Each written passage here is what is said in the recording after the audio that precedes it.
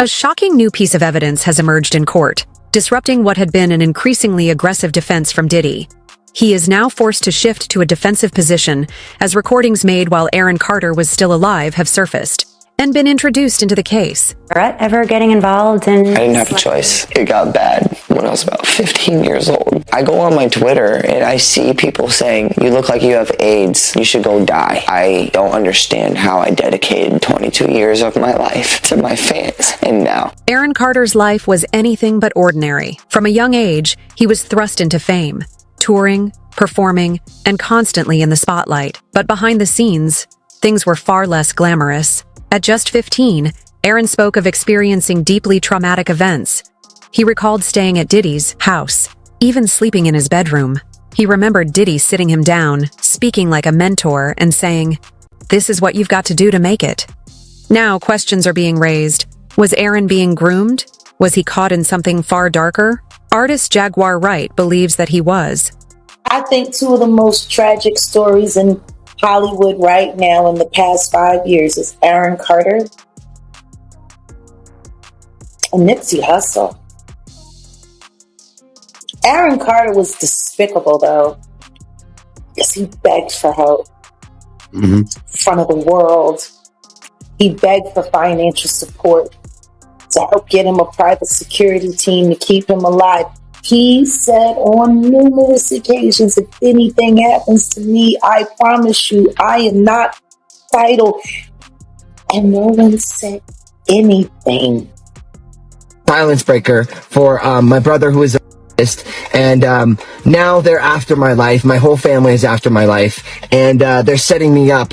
And Sony Records owes me $3.5 million, and they don't want to pay me, and it would be in their better interest, just like Michael told me. And Brad Paisley, who sued Sony Records for $10 million, they owe me money, and they're trying to off. And I'm begging you and I'm pleading you, help me raise $100,000 as soon as I can so I can move to an undisclosed location where I am safe. My realtor won't sell my house. They're all involved in this, and they're trying to keep me there. They had cops come and check for a rope in my garage saying I wanted to hang myself. So please trust what I'm saying. The thing is, you have Jaguar Wrights and Corey Feldmans and Orlando Browns and you have Dame Dashes and you have Gene Deals.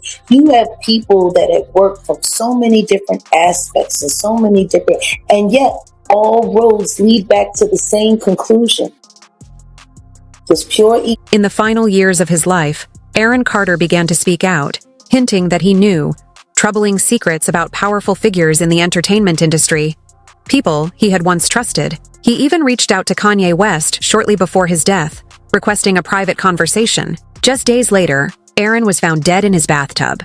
Developing news tonight in Lancaster, where pop star Aaron Carter has died at the age of 34. Yeah, the troubled performer grew up in the limelight, but he was in and out of rehab several times in his short life. Chris Wolf is live for us in Lancaster. He's got more on this. Chris? Yeah, Rick, MB, the street is now cleared. People have been moving in and out of that home behind me all day. And tonight we heard from some of those closest to Aaron Carter, and they all say the same thing. They all share stories of a very kind, loving, caring, humble, yet troubled young man.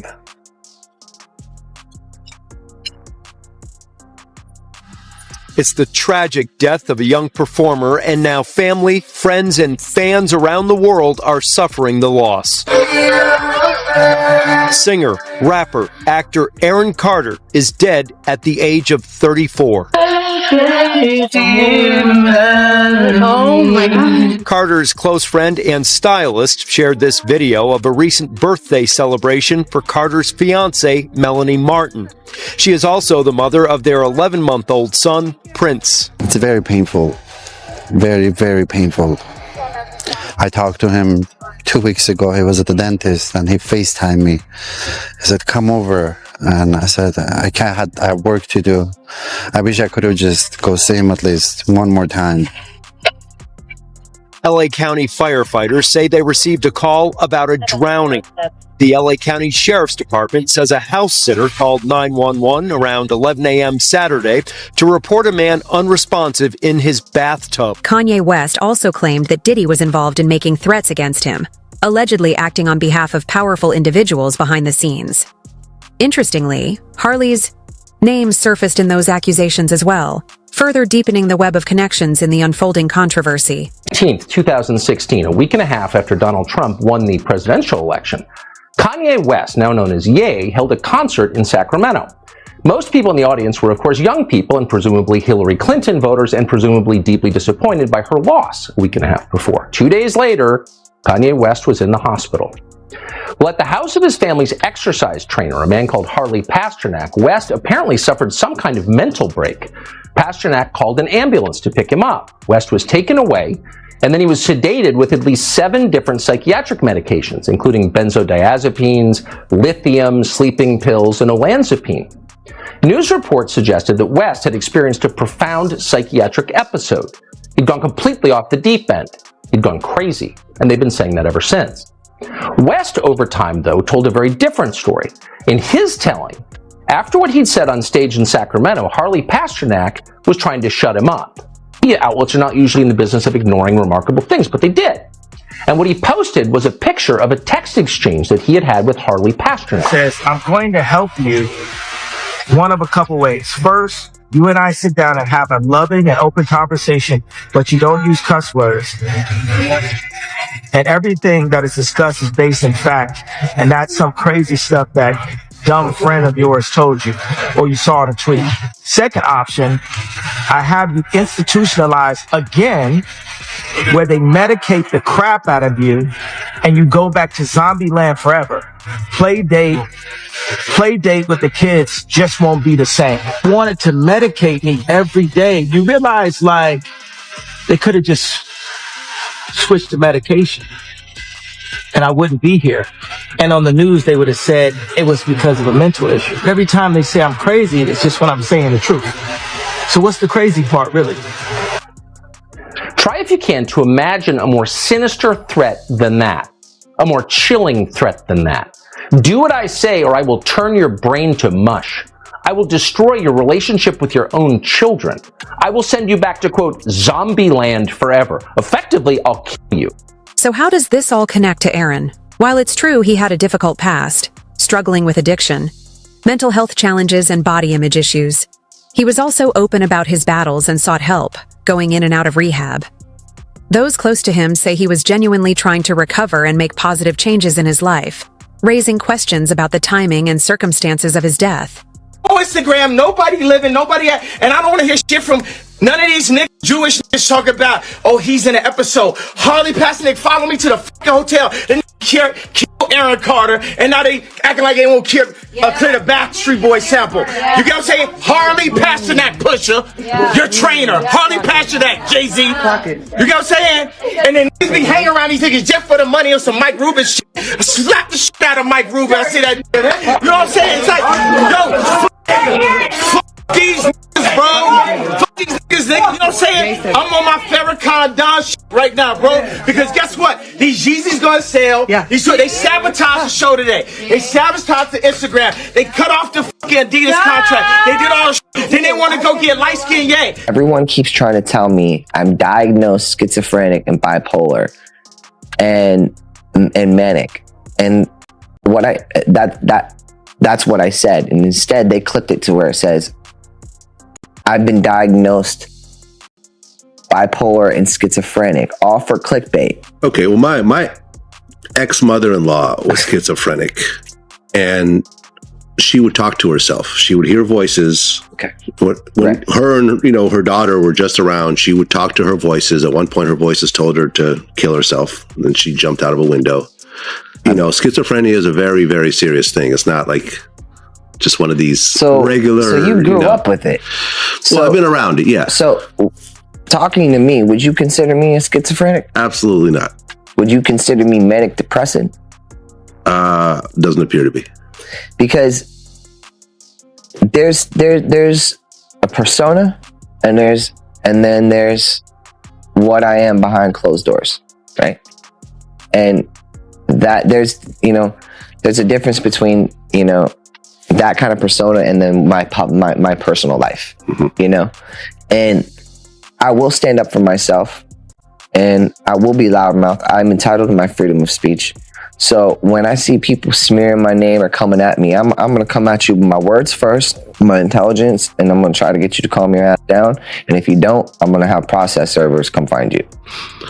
When you hear that Wade Robson claimed that Michael Jackson was molesting him and now he's suing the Jackson estate and so forth, well, what's your take on that? Who's suing? Wade. He's suing the estate. Yes. Him and the other guy are both suing. Why can't y'all go out and make your own money? Get a job at freaking Starbucks or something, man. Come on. I mean, Jesus Christ, bro. Like, sorry to use the Lord's name in vain, but like, yo, man. Why you gotta go after him? He's got kids. He's got an executor of the estate that runs it Great Raffle. Like, I don't understand why. Don't you see the pattern? They wait till they're gone to accuse them of being pedophiles. So nothing improper has ever happened to you. I mean, Michael. they don't do that to me. They're calling me a pedophile. So nothing improper. And I'm alive. So nothing improper between you and Michael Jackson ever. Absolutely not. Absolutely not. It's full. I mean, I'm writing a book, and I'll talk about it a little bit more in depth when the book is finished. But absolutely not. And that's why I'm so appalled by it. It doesn't make sense to me. It doesn't make sense about Lou Pearlman because he never did anything like that to me. It never made sense with Michael Jackson because he was nothing but nice and kind and loving to me. I smoked weed with Michael. Okay. How old were you when you knew him? I was 15, 16 years old. I did the song What More Can I Give? He called me in to do the song with Luther Vandross. He picked Luther, Usher, Celine Dion, me, my brother, and Destiny's Child, and Billy Gilman. And those are the people he picked to do What More Can I Give? Well, from your perception, why do you think a grown man like Michael liked to be around children like yourself? Well, he told me, and because I asked him, you know me, y'all know me now, I'm very candid. I was like, so what's up with like, your thing with like the little kids and like your statues around your house of like Peter Pan and stuff? It's like, what's up with that? Why'd you call it why are you calling it Neverland?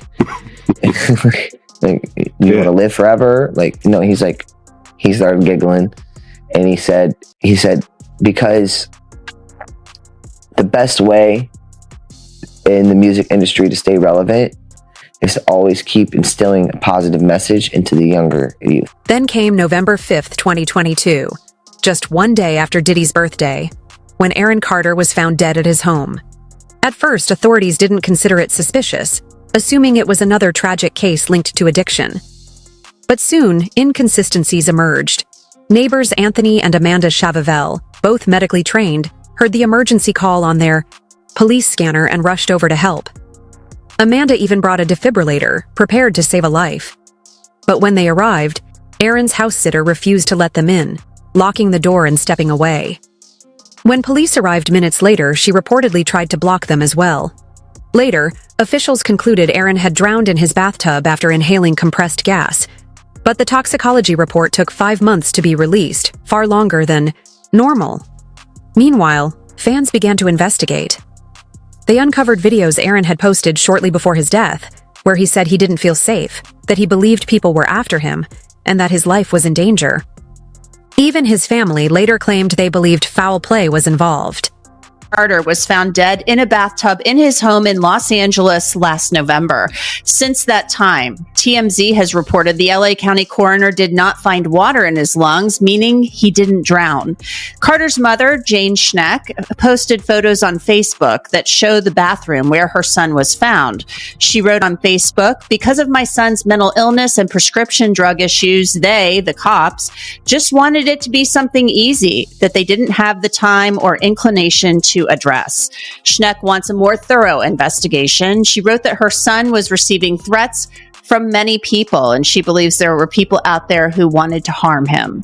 So joining me to discuss this issue and the death of Aaron Carter is Joseph Scott Morgan. He's a forensic death investigator and also the host of the Body Bags podcast. Joseph, welcome back to Sidebar. Thanks for coming on. Thanks for having me, Antoinette. Good to be here. So let's talk a little bit about Aaron Carter's death. He was found in a bathtub in his home. We see from these photographs that there was some discoloration in the water. I have a feeling that was probably from his body releasing fluids following his death. So what can we glean thus far, aside from the fact that he didn't drown? They didn't find water in his lungs, according to this report by TMZ. Well, if you're talking about the death investigation itself, we can glean the fact that they haven't come back with toxicology results yet. So at this point, and as you know, medical examiners and coroners are, I don't want to use the term notorious, but it takes time for these things to be fully realized because these tests take time. You don't, in a death investigation, you don't want things hurried up. And it seems as though some parties that are involved in this case want it sped up. And that's the most dangerous thing you can do. So it takes time to analyze all of this and not just look for what we refer to as qualitative results, but quantitative results.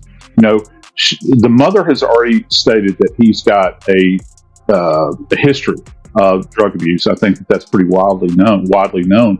However, it's not going to be surprising to find things in the system, but exactly how much is there? That's where we turn to quantitative, and that takes time. What degree they did this examination is still in question.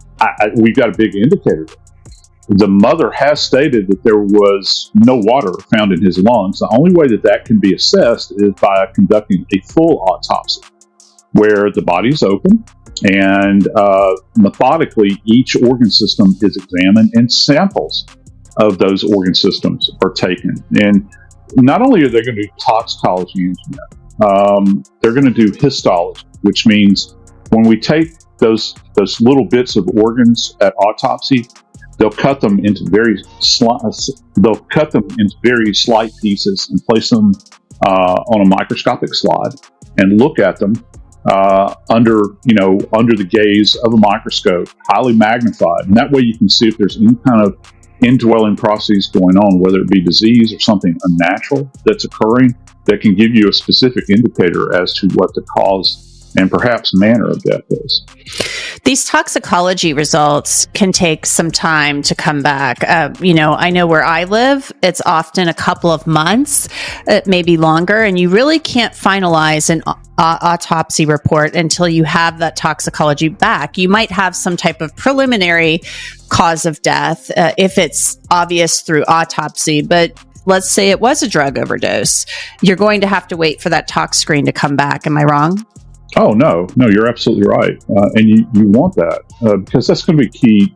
What's even more unsettling is that, although Aaron's house sitter was the only person with him that day, witnesses reported seeing her acting nervous, carrying bags, speaking to police at length, and eventually being taken away. One of Aaron's close friends insisted he wasn't suicidal. In fact, he was looking forward to new projects and focused on being a father. That raises the question, why would he suddenly give up on life? And why did the house sitter block trained? Medical help from entering? Now, there are growing rumors that the federal government is looking into more than just Aaron's death. Investigations may extend to other mysterious incidents, like Kim Porter's death and even Jamie Foxx's near-death health scare. Strangely, all of these events appear to trace back in some way to Diddy. And according to some sources, the person who could bring it all crashing down may be a very old friend of his. Diddy's former bodyguard, Roger Bonds, is going to be the man to end it all. Roger Bonds is a name that we've heard brought up a lot during this trial as being Diddy's security, who is around and doing certain things that a co-conspirator would technically do. I can guarantee that the feds came to him and were offering him a deal to snitch on Diddy. And we know that the feds started this whole investigation into Diddy off of Cassie Ventura's civil lawsuit that she filed. And she named Roger Bonds in this lawsuit. And he worked for Diddy from 2002 to 2012. Cassie Ventura's statements about Roger Bonds is that he was there when she was getting abused by Diddy, and she named Roger Bonds in her civil lawsuit as being in the car when Diddy was stomping her head in. Her injuries were so bad that after that, Roger Bonds was the one that had to take her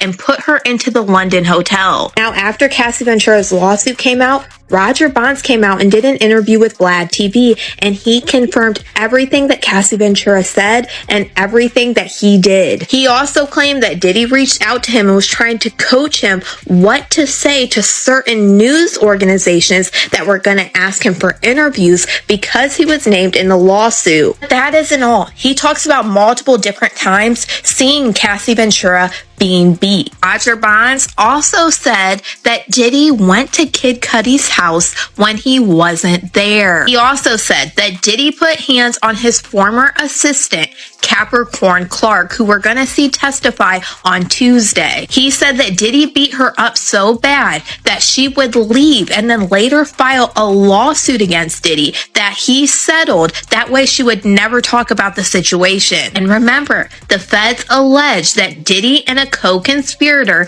kidnapped a female victim to make her facilitate the break-in of Kid Cudi's house. Now, we know that Capricorn Clark's testimony is going to come into play about Kid Cudi's house being broke into, because in Kid Cudi's testimony, he confirmed that Capricorn Clark told him that Diddy and an affiliate, which I wonder if it's Roger Bonds, forced her in a car to go to his home. And Roger Bonds also talks about Kid Cudi's car with the Molotov.